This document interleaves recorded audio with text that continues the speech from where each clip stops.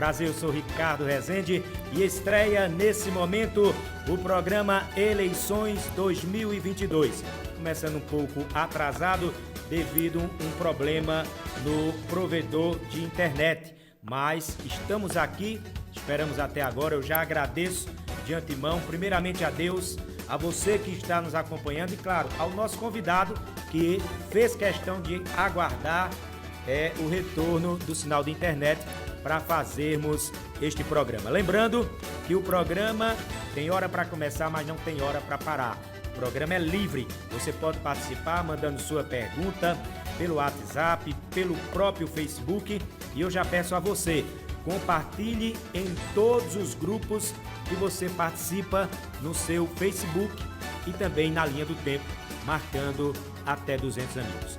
Agora, 19 horas e 49 minutos. Boa noite, Dr. Jacques Patriota. Seja bem-vindo ao programa de estreia Eleições 2022. Boa noite, Ricardo. Boa noite a todos que nos acompanham nas redes sociais. É um grande prazer fazer parte desse programa. Está inaugurando, né? Está inaugurando uma nova empreitada.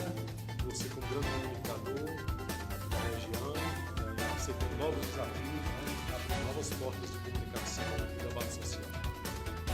Bom, há 10 minutos para 20 horas, 10 minutos para as 20 horas, de você que já chegou, já chega compartilhando, e eu vou aproveitar esse primeiro momento para que ele mesmo faça sua apresentação, porque o currículo do homem é extenso e nada é melhor do que o próprio fazer sua apresentação. Dr. Jacques, quem é Jacques Patriota?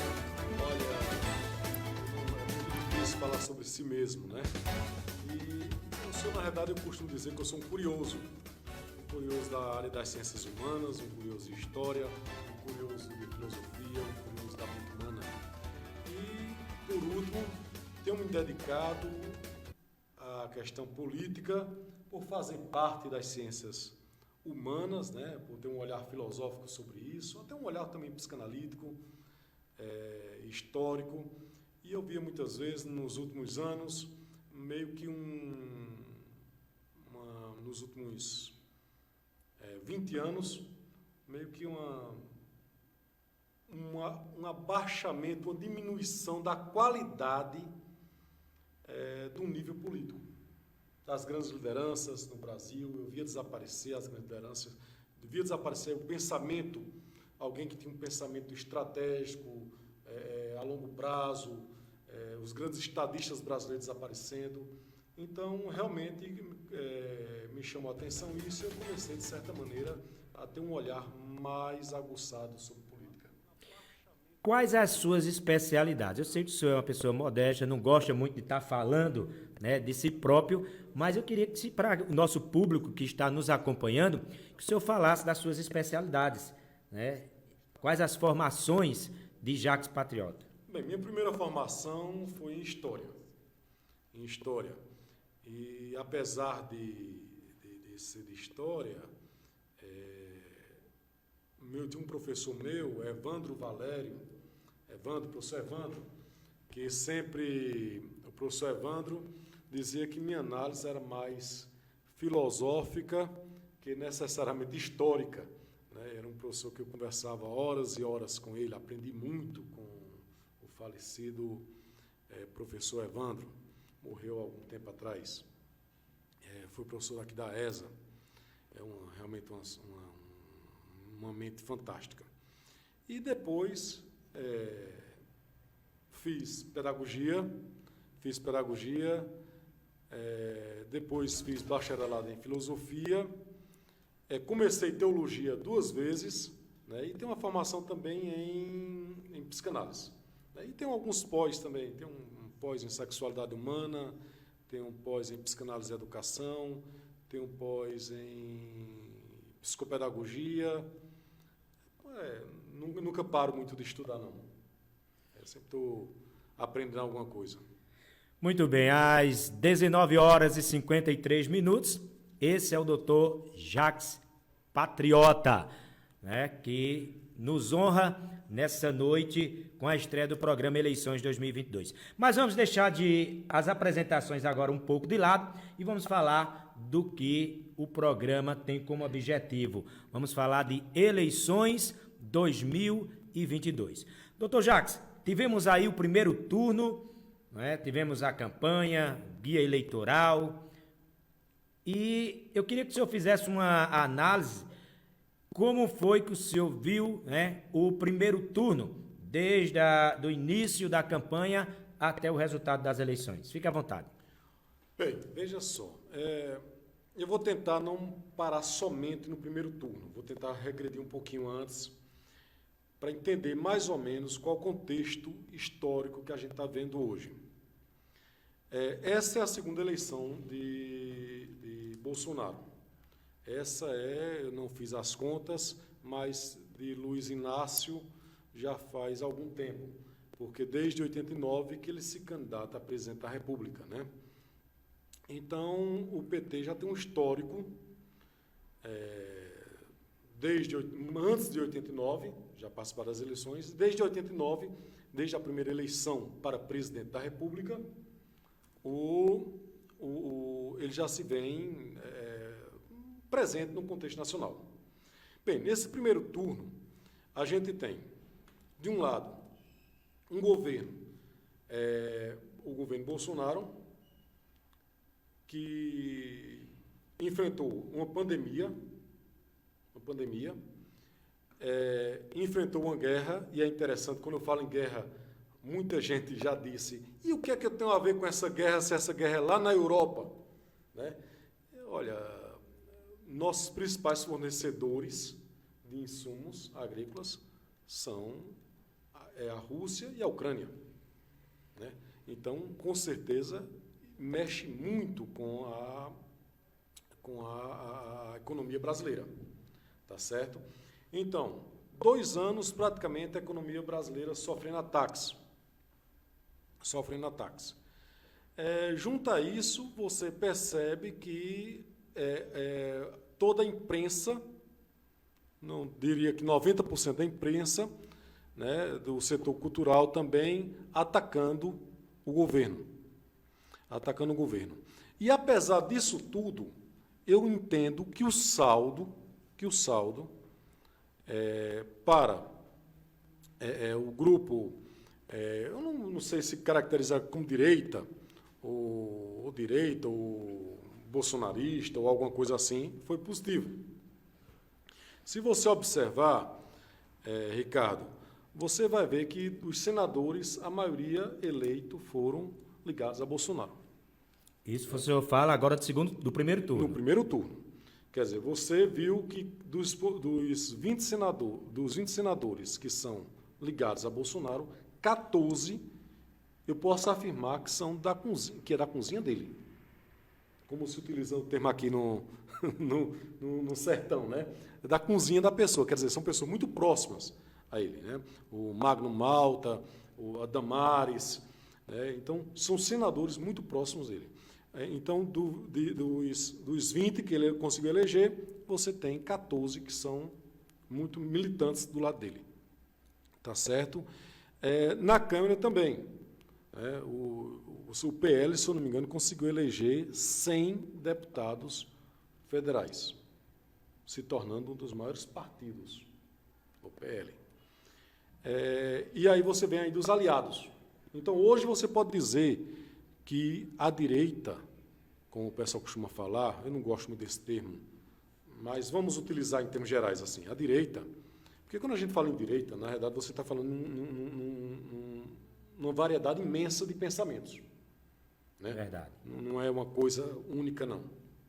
Tá certo? Então, você tem hoje a maioria do Senado e a maioria dos deputados bolsonaristas. O que é que você pode ler com isso? Que a sociedade brasileira deu uma volta à direita. Esse é o primeiro ponto. Que a pauta ainda da sociedade brasileira foram pautas que a direita começou a encampar. Do outro lado, não quer dizer necessariamente que a esquerda está fragilizada. Quer dizer apenas que houve um recuo das pautas esquerdistas. Tá certo? E Lula nesse contexto? Ricardo, se você observar, muitas pessoas que têm a pauta ainda de direita, por incrível que pareça, votam em Lula. Verdade. Verdade. Eu conversando com muitas pessoas, e eu coloquei, por exemplo, a questão de ideologia de gênero. A pessoa era contra.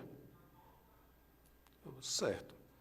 Falando sobre pautas da esquerda. A pessoa praticamente era contra todas as pautas da esquerda. Mas continuava votando em Lula. Mas continuava votando Lula. Interessante. Tá certo? Eu acho que esse daí é uma chave, talvez, para você entender, é a questão de por que o Nordeste continua votando majoritariamente em Lula. E aí você percebe um caso interessante. Vamos ver, por exemplo, Arco Verde. O estado de Pernambuco, como exemplo. O que foi que o PT conseguiu? Eu estou falando PT, não estou falando Lula. O PT conseguiu eleger. Quer dizer, o número de deputados estaduais do PT em estado de Pernambuco é pequeno. Nunca conseguiu eleger um governador, conseguiu eleger o já deputado, conseguiu eleger prefeitos da capitais, conseguiu, né? Mas vereadores nas cidades, muito pequeno a quantidade de vereadores do PT nas cidades, né? Aqui em Arco Verde mesmo o PT nunca conseguiu eleger um vereador.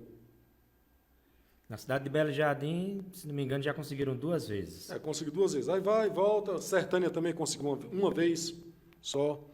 Tá certo? Então, o que é que a gente percebe? Mas se você olhar a votação de Lula nessas cidades, se você olhar a votação de Lula em Arco Verde, gigantesca. Né? Uma votação imensa. Se você olhar a votação do Lula no estado de Pernambuco, é grande. Né? O tanto é que muitos candidatos aí, mesmo ligados a partidos de Bolsonaro, né? o PL ou o PP, não encampava a bandeira de Bolsonaro. Se escondia. Ou se escondia ou fazia o pior. Se apresentava como do lado de Lula. Então, assim, Lula é forte, sem dúvida. Doutor Jacques, o senhor falando nessa questão da força pessoal de Lula e o não agregamento ao nome de outras pessoas. Isso. Por exemplo, Pernambuco, tivemos aí 2 candidaturas que usavam o nome de Lula, apesar da briga interna entre eles, declaradamente aí nas redes sociais, na imprensa, que era a Marília e o Danilo.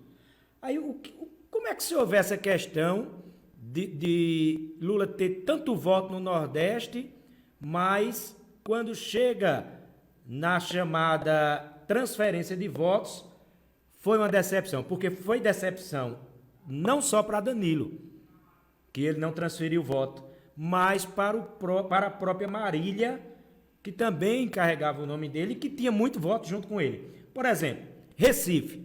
Marília perdeu para Raquel em Recife.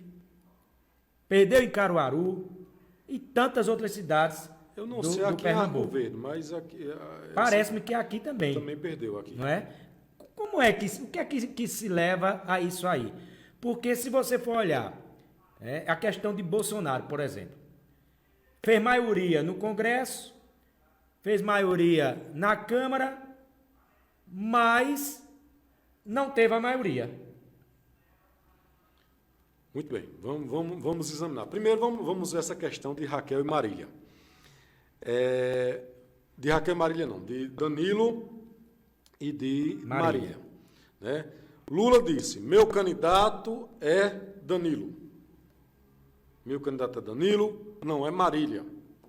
Marília diz, Lula é um patrimônio, não tem dono. Tá certo? Mas ele veio para aqui, ele foi em Garanhuns, foi em Serra Talhada, passou em Recife, junto com Danilo. Danilo chegou a receber vaia de petistas. Né? Na verdade, a vaia foi para todos que estavam no palanque, porque se eu estou aqui com o senhor, alguém vaia, Então, leva vai a todos os dois. Mas a gente diz aí nos bastidores que era grupo de Marília, né? Que foi orquestrado pelo próprio PT Isso. do Lula. Tanto para vaiar o Paulo Câmara, que é o governador de Pernambuco, como o Danilo. Isso. Então, assim, veja só, o que é que significa isso? A questão de transferência de voto. O povo identificou Marília mais junto ao PT, mais junto a Lula, do que necessariamente Danilo. Então, por mais que Lula dissesse que apoiava Danilo, na cabeça do povo a identidade era de Marília. Tanto é que a votação do pessoal deu para eleger Tereza Leitão, elegeu Tereza Leitão, senadora, e elegeu Marília. Né? No finalzinho foi que teve um crescimento de Danilo. Ou seja, ele não conseguiu transferir voto para Danilo e nem tanto o quanto Marília esperava, mas conseguiu transferir para Tereza, por ser do PT? Por ser do PT. Porque quem estava pedindo voto para Tereza? O grupo de Danilo, o PSB, estava pedindo voto para Tereza, o próprio Lula, e Tereza já identificava historicamente ligada ao PT. Tereza já é um dos quadros históricos do PT. Então, já tinha toda essa situação que colocava ela na frente, tá certo? E a parte aí foi dividida, de certa maneira, uma parte do PSB que seguiu Danilo, e Danilo não conseguiu emplacar, e o pessoal que votou, votava em Tereza e votava em Marília. Quer dizer, não votava nem no senador de Marília. Entendi. Entendeu? Quer dizer, a votação ficou Senado, Tereza Leitão, governador Marília, tá certo? E acompanhava isso, e Lula. E acompanhava isso. Agora, dentro dessa situação aí, Ricardo, isso foi no primeiro turno. Primeiro, as pesquisas diziam que ela tinha mais ou menos algo em torno de 37%. Ela não chegou a isso. Tá certo? Olha, essa questão de já lhe atrapalhando, essa questão de pesquisa tá um caso sério, né? Virou uma verdadeira anarquia. Desde 2018, né, que isso virou uma anarquia. Por exemplo, praticamente todos os institutos erraram. E erraram feio. Teve deles, se não me engano, o IPEC, ou foi o Datafolha, que errou em 18 pontos. É muita coisa, doutor Jacques. O Datafolha e o IPEC são os que mais erram. Quem mais se aproximou um pouco foi o Paraná Pesquisas. Foi o que esteve mais próximo da avaliação, né? Quer dizer, ele no Paraná Pesquisa, se eu não me engano, pronto, no resultado do primeiro turno, o Paraná Pesquisa disse que Lula teria 47,1 e Bolsonaro teria 40. Aí se aproximou. Lula teve 48, portanto não foi tão distante, e Bolsonaro 43,2. Ou seja, acertaram em Lula, erraram em Bolsonaro. Eu não Será sei, que é tendencioso eu isso? não sei qual mistério, geralmente tende a errar em benefício da esquerda, né? Pelos os dados que eu estou vendo. Né? Não tenho capacidade para dizer se isso é ou não proposital. O Paraná Pesquisa fez alguns comentários que eu achei interessante. Ele disse o seguinte, ele disse que porque ele foi o mais próximo a acertar. Ele levantou a questão que quase todos os institutos estão trabalhando com dados desatualizados. Como esses dados desatualizados? Para você pegar uma amostragem, vou tentar explicar de forma rápida aqui para não tomar muito tempo, mas de forma rápida, vamos supor, eu entro numa residência e pergunto qual a renda da casa, qual a renda da família. É tanto salário mínimo, 10 salários mínimos, 20 salários mínimos, tal. Então, geralmente as pessoas têm duas dificuldades. Uma, a maioria vive de renda variável. Quer dizer, recebe X de salário, mas tem algumas rendas extras. E geralmente não declara. Não declara. E a tendência das pessoas de declararem era um valor inferior ao que ganha. Numa pesquisa. entendeu? Então, um valor inferior ao que ganha. Então, a tendência disso aí você coloca no MAGE lá do IBGE, que também já está desatualizado esses dados. Olha, o senhor falando em IBGE, não tem como eu não lhe atrapalhar. Certo, fica à vontade. Nós estamos aqui conversando e você que está nos assistindo pode também participar, mande sua pergunta, interaja. Eu quero dar desde já o meu boa noite ao Alisson Bastos Cavalcante. Ele pediu para aumentar o microfone do Dr. Jacques. Já aumentamos. Diga aí como ficou, meu querido. Moacir Benício também, boa noite. Doutora Valéria Patriota, também nos honrando com sua audiência. Missionária Ângela, lá de Belo Jardim. E a gente vai seguindo por aqui. Então veja só, o senhor falou nessa questão do IBGE. Eu ouvi alguns comentários de que estava acontecendo em algumas entrevistas do IBGE das pessoas estarem com medo até de falar quantas pessoas tinha em casa. Além de omitir também a realidade da sua renda. O senhor viu algum comentário? Isso é verdade? Isso pode acontecer? Porque isso poderá vir a prejudicar a realidade do novo censo. Isso eu não sei, não estou acompanhando essa parte aí. Eu tenho a experiência em saber que essa questão da renda por algum depoimento de algumas pessoas e também pelo próprio CEO da Paraná Pesquisa, que ele fala que a Paraná Pesquisa tentou ignorar isso agora. A Paraná Pesquisa não pergunta mais a renda. Eles utilizaram outras metodologias, tá certo? Então, porque você vai pegando a amostragem, né? E aí a amostragem realmente pode estar danificada, porque se você, numa amostragem imensa, para você pegar 2 mil pessoas, é uma amostragem mínima. Né? Você pegando 2 mil pessoas aqui no estado de Pernambuco, você tem a possibilidade de falha nas pesquisas. Lembrando, eu não sou especialista em pesquisa, eu estou trabalhando com os dados que o CEO da Paraná Pesquisa deu na sua entrevista. Né? E disse que está ignorando essa parte da renda e trabalhando agora com novos dados. Então, eu acho que uma das razões dessas pesquisas darem errada é justamente a questão também desses dados atualizados. Segundo, também, eu acho que o viés ideológico, sim, o viés ideológico atrapalha. Porque o cara que trabalha muitas vezes não é muitas vezes a pessoa lá diretamente que vai tratar os dados, mas as pessoas que recolhem os dados, às vezes pode estar contaminada.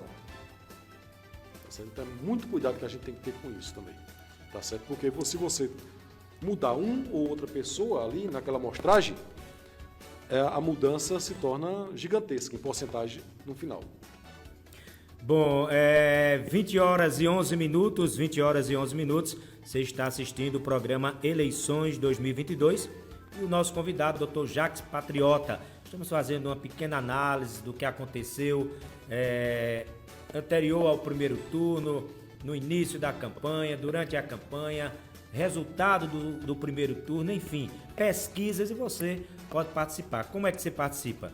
Compartilhando em todos os grupos e também na sua linha do tempo, marcando até 200 amigos. Eu sempre faço questão de lembrar que até o final, Dr. Jacques, do período eleitoral, está havendo aí um certo controle através da justiça das redes sociais.